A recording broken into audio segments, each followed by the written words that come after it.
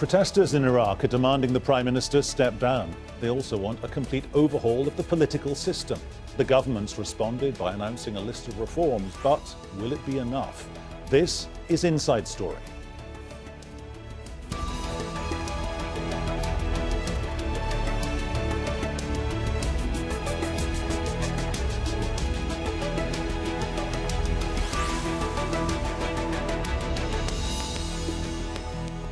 Hello and welcome to the programme. Today with me, Peter Dobbie. Iraqi protesters have lost their patience with what they say is decades of corruption and a lack of services. They're demanding that the Prime Minister, Adel Mahdi, resign and the whole political system should be overhauled. Mahdi says there is, quote, no magic solution and any progress will take time. The government's announced a list of reforms to address some of the grievances. There have been more protests and some attacked the headquarters of political parties and TV stations in Baghdad on Saturday. The police responded by using live rounds and tear gas. At least 100 people have been killed in 5 days of protests. Parliament had planned to hold an emergency session on Saturday, but it never happened. However, the Speaker of the Parliament did make some promises. Loans will be given in the form of credits, bank credits, for the purposes of establishing factories and providing equipment. This will enable us to steer away from any corruption, so there will be no cash loans, and instead, credit will be given for the establishment of factories. Well, the top UN official in Iraq has called for an end to the violence. Janine Hennis tweeted saying, deeply saddened by the senseless loss of life, 5 days of reported deaths and injuries, this must stop. I call on all parties to pause and reflect. Those responsible for violence should be held to account. Let the spirit of unity prevail across Iraq. We'll get to our guests in just a moment, but first, Al Jazeera's Imran Khan has the latest for us from Baghdad. Prime Minister Adel Mahdi is facing the biggest crisis his year-old government has faced yet. A lot of the opposition political parties, a lot of the religious parties, including influential figures like Osama Najafi, one of the most influential Shia clerics, Muqtada al-Sadr, and from the former Prime Minister Haider al-Abadi, saying that elections need to be held. They also boycotted an emergency session of Parliament that was supposed to take place on Saturday. It actually didn't happen. So a lot of these politicians are looking at this protest movement. They're seeing it get larger and larger and more popular, and they're deciding that they're going to try and put themselves with the protesters, show support for the protesters in a bid to win support for any elections that may well come. Now, we're nowhere near elections right now. The Parliament hasn't been dissolved, the government hasn't been dissolved, but that's certainly the talk on the streets and in the corridors of power in Baghdad is what happens next. Now, although this is a political crisis, on the streets, the protests are still getting larger and larger in Nasiriyah. And this is interesting. In Nasiriyah in the south, protesters not only attacked government buildings, but they attacked political party headquarters. After they did that, they started chanting, Nasiriyah is free from political parties. That goes to show you how much anger there is, not just at the government, but at politicians of all stripes. What the protesters seem to be saying is that it's not just about this government, it's not just about previous government. There's a structural problem here. There's a problem of corruption which goes back a decade that's led to this lack of development that hasn't meant that they've been able to get jobs. So it doesn't matter really if there are new elections, if the same people and the same rules are put back in place, say the protesters. What the protesters are looking for is a real change in the structure of governance in Iraq. They want something, anything, that will allow corruption to stop and that money to be spent in Iraq. Now, that's a big, big challenge for the government and for the opposition parties. Now, the opposition parties, as I say, and the religious parties are throwing their support behind the protest movement. What difference that makes to the protest movement remains to be seen. And actually, I have to say, with the anger from the protesters in the south and in the central parts of Iraq, I'm not entirely sure, and lots of political observers and analysts I've spoken to say they're not entirely sure whether the protesters will accept that support from those politicians and from those religious parties. This is Imran Khan for Inside Story.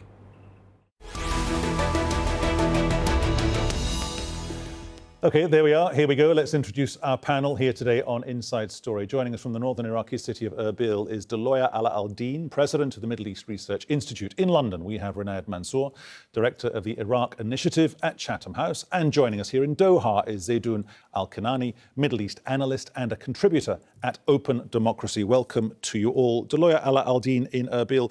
Who can stop the violence in Iraq? Well, the violence will eventually have to stop, but may not be immediately. People are waiting for the government to really deliver on certain things, and there are different political parties and forces that that are involved and entangled in this, and they would wait to see what happens next. This violence was not a product of a one-day spontaneous spark that may cascade. This has been happening, brewing, because of the weakness in the government institutions, because of the political dynamics and security dynamics that have been changing inside the House of Shia in the south, as well as in Baghdad itself. There's a power rivalry in Baghdad.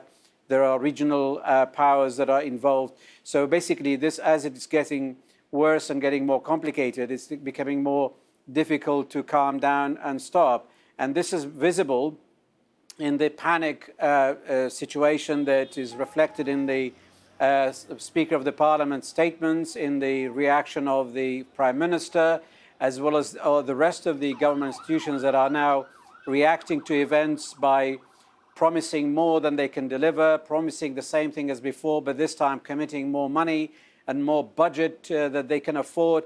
So the quagmire is getting deeper. The dialogue between the government or the parliament and the demonstrators is actually not necessarily dialogue with all the components of the demonstrators.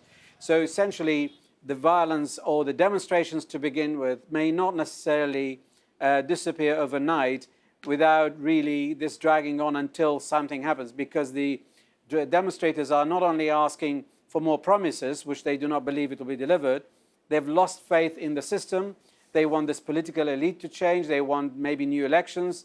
They want a lot more than this government or parliament can promise or deliver.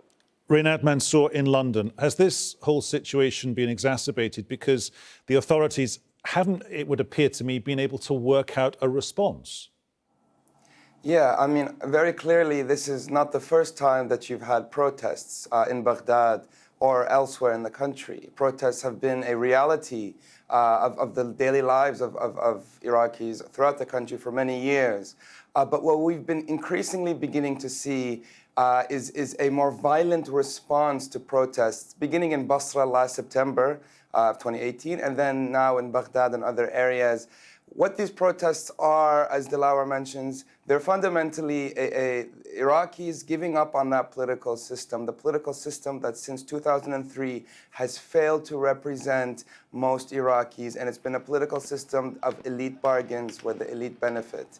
So what's important to note of these protests is the weakness of the state, the weakness of this government in particular, 1 year after its formation, has shown that there's basically an inability to either meet the demands of the protesters or be able to handle protests. And so violence becomes the only option that many of these elites perhaps are seeing as a way to quell these protests. And to be honest, it worked last year in Basra. After 2 days of killing some protesters, it squashed the protests. That equation has been used again this year in Baghdad and elsewhere. The question is to what extent and how much violence the government could use to try and bring down these protests, because to some, cosmetic changes, cosmetic reforms aren't enough 16 years on. Zaidoun, here in Doha, is that the issue for the Prime Minister, and is that creating a space into which other people might move, in as much as people, protesters on the streets, to pick up on the points coming out of London, protesters in the streets are in effect saying,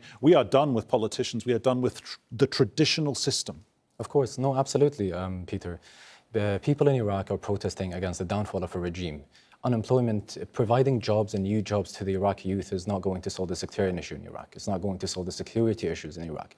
It's not going to solve the infrastructure issue in Iraq. Protesters have been protesting against reforms for the past few years. Nothing has been happened. Empty promises happened throughout every single electoral campaign. It happened throughout each governmental cabinet, within each parliament. nothing has happened. Even people who contributed and fought against ISIS within the war never got their salaries or compensations back after the war. People are done and fed up by the empty promises. They want to see change in Iraq, and they realize that change will only happen with the downfall of a regime that was installed by a foreign invader, a foreign occupier, and currently controlled by regional power players such as Iran, which is why the anti-Iran segment is very loud and clear in those protests today. Dlawer, is there another fight coming potentially down the political pipeline? And it's the way that Muqtada al-Sadr is making demands offset against the way the Speaker of the Parliament is clearly positioning himself for something, but we don't quite know what he's positioning himself for. Well, essentially, the positioning of every political leader who have made statements so far has been to distance themselves from the government, from corruption, from the power politics, and try to be seen to be siding with the demonstrators and their demands. But actually, every one of them has failed to do so, because the people not only are more aware and they've been exposed to this for too long, they've been rejecting the entire system. Now, the parliament itself, which consists of all the forces that we mentioned, is now seen as the ugly face of politics because of its lack of focus, lack of vision, lack of ability to institutionalize, to actually state build, and it's also the reflecting the or entangling or engaging in power politics in the negative dynamics that are spiraling with time.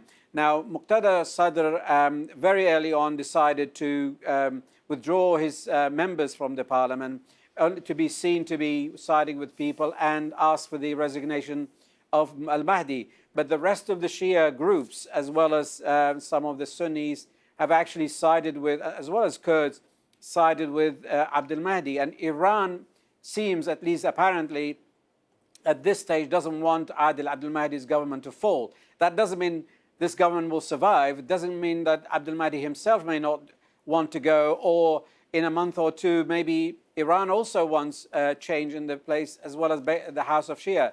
But as things stand, they see it as a high-risk strategy to change government in response to these violence. Now, there are other groups that try to make the most of the demonstrations, like Al-Hikmah. They too did not get far, and actually, if anything, they lost out in this game. And the others, because they are not talking, they are not united, and they are not necessarily on the same page, everyone's trying to disown the government, and if anything, behind the scene, undermine it. But of course, this government, it's difficult to change if the Prime Minister doesn't resign. The government itself is a composition of all these parties that supported it. What is also visible is that the government fell more and more into the security void that was there. Okay, Renard, I just want to come to you right now in London, if I may. Dlawer, thank you for that. Renard Mansour in London. When it comes to the Prime Minister, will this only be resolved if he decides to quit? Again, I think it's important sort of to note that this is not about one prime minister. Sure, Iraqis kind of, this new government that was formed last year, the first government after the victory over, the Islamic State, the territorial victory, Iraqis were like, okay, the time for reform is now. What they've seen and what most Iraqis perceive, what they see in Baghdad is a prime minister that has really no backbone, is unable to stand up against the political parties that put him in power and the political parties that are profiting from governance. And just to make a note, these political parties are the same rulers since 2003. Yes, they include Shia, but they also include Kurdish and Sunni parties. The system in Iraq since 2003 has been one where the elite split the national pie, and the street gets very little. The people of Iraq get very little from it. This prime minister came in, reform-minded, technocrat, someone who was meant to kind of say, okay, I am not from a political party. But 1 year on, what we've seen with this prime minister is just a complete inability to stand up to those same political parties that want to profit from the system. That's the thing, isn't it? I mean, Iraq, Zaydun, is always a much more complex mosaic than you were talking about the invasion in 2003, than the invaders would like to admit it is. So how does the government get control of the narrative, if only because you've got so many different provincial demands? It's not just, we want the government gone. There are provincial demands based on the south of the country, what they would call Kurdistan, if they ever got close to independence. And then there's that middle third of the country. The needs are completely different. Of course, but the needs could be collective in a basic way. The basis of the needs is healthcare, education, better opportunities to the youth, less wars, less sectarianism. That is the collective demands that all of those regions would want to have. The centralized government, or the central government in Baghdad, didn't give the basics to those regions. If we were to look at the complex of the governmental structure in Iraq, then that regime, as Renard mentioned, is an ethnic sectarian-driven regime that serves the political interests and the personal interests of the political leaders of the three main communities in Iraq, Sunni, Shia, and Kurds, and supported by the regional power players such as Iran, Turkey, and Saudi Arabia to push for their agendas and interests in Iraq. So I think we should focus on the basics of the issues in Iraq, which is water scarcity, security, and unemployability, sectarianism, and then we could focus on the secondary issues such as how to improve it and develop better relationships or political institutional relationships between the region. Renard Mansour in London, is there a big chance here that these demonstrations will carry on, and it will carry on being this terribly combustible situation, if only because, I mean, despite closing down the internet, pulling the plug on the internet or not, doesn't really matter. The protests have no clear leaders. There's nobody running the demonstrations who, in a year or two, we might reconvene and talk about as being a potential politician. Yes, clearly these protests, again, aren't new. They're part of this continuous sort of sense of voice and grievance and disillusionment that Iraqis have. They don't believe the political process works for them. They don't want to go out to vote. They don't believe in ballot boxes because it's the same elite. So they view protest as really the only way that they could have a voice. However, there are those who want to defend the system, and those that would go through great lengths, including violence and intimidation, and as you say, cutting internet, to stop the protest, which they view as an existential threat. So while, you know, it's never good to predict what could happen in Iraq, I think very clearly, you know, the repression and the way that those who are protecting the system are keen to keep the protests down will move to a point where the protests may, to some extent, be sort of quelled, or perhaps some sort of reform comes that quiets the protests. But without systemic reform, even a change in leadership, even new laws will not stop what we haven't brought up yet, which is corruption. Corruption and the power of the political parties. Can a new government, can reforms, can these plans that the leaders are bringing up with really tackle corruption? Because the irony of this whole thing is they're the ones who are corrupt. And so what you're explaining is a group of people who are corrupt saying we will fight corruption. And so as long as that is the case, Iraqis will continue to protest. But it seems, and again, I don't want to make a prediction, that the muddle-through thesis will continue for at least the short term. Dlawer, on that issue of corruption, is it corruption? I mean, is that the explanation as to why the current crop of Iraqi politicians choose not to, or they cannot, or they won't listen to the people? I mean, could it be as simple as Iraq hasn't had an Arab Spring type moment where the government and the military authorities have to react in a different way? Well, I think corruption is a byproduct of this state that is so fragile, increasingly fragile. It's gone beyond the point of really rising up or repair. It hasn't failed, but it is so fragile that it cannot command its own sovereignty or be in charge of its own decision-making process. Iraq is no longer a sovereign country. Now, this government that I want you to take you back to the early argument, Adel al-Mahdi's government is probably the best government we've had so far. Yet it is a compromise government. He was a compromise candidate, and he is the one that that is weakened by the fact that he does not command that faction or that strength, or doesn't hold power or military power in the industries. Now, this government, while being a government supported by most, is least able to cross barriers of progress He made a lot of pledges in his manifesto last year, but then, of course, the barriers for the delivery was so huge that he was unable, despite all the will in the world, all the support, global support, he was unable to deliver, and what he delivered has been very slow. Otherwise, he means well, he wants to deliver, and he has the support of many. So that tells you the state institutions are so weakened, the Iraq state is so fragile, unable to actually progress and build its institutions and enforce rule of law and control corruption. Okay, let's put that point, Dlawer, to Zaydoun here in Doha. On that idea of institutional weakness or strength, if you stage a crackdown on the people, you kind of hemorrhage legitimacy. Surely that's true the world over. And if your legitimacy is hemorrhaging, you are making yourself weaker, so the clock's ticking. Absolutely. The state institutions are fragile since the beginning of the invasion. The state institutions are controlled, as mentioned, by regional power players, by interest groups that are funded and supported by external factors. The state, we shouldn't Can I stop you there, Zaydoun? I mean, certain bloggers that I was reading today in the run-up to the programme, they were talking about other countries exerting influence. Do you believe that to be true? Sorry, could you repeat that? Outside players manipulating the protesters. Oh no, absolutely not. That's the common Iranian accusation that they're giving to the protesters in Iraq. It's a very similar accusation Saddam Hussein's regime used to give anyone who stood up against his regime, that they are manipulated by Iran. The biggest counter-argument to that and the response to that would be that most of the provinces that are protesting, excluding Baghdad, that are protesting against the Iranian dominance and the sectarian regime in Iraq are Shia majority cities. Okay, Renat Mansour in London. When they come to write the history books of Iraq, could what we're seeing at the moment just be a convulsion on the route to becoming a country that operates, I'm loath to say it, normally? You've got an inconclusive election, a weak prime minister, and you've got people demanding more of the political system. Yeah, not to be sensationalist, but very clearly Iraq is going through, this is a transformative moment, and this moment could lead to different ways in the history of Iraq. Clearly, you know, the sort of past 15, 16 years of this government of sort of compromise with this elite that share with each other wealth hasn't worked. Iraqis want predictability, they want stability. And so, you know, it's reached a boiling point.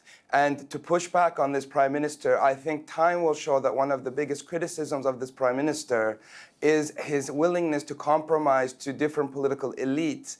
And that kind of equation where if you just bring a Sunni, a Shia, and a Kurdish leader together, have them sort of share and shake hands, you solve Iraq. That's not the solution to Iraq. Iraq needs to include the streets. Iraq needs to include the people. Many of the leaders since 2003 are no longer representative.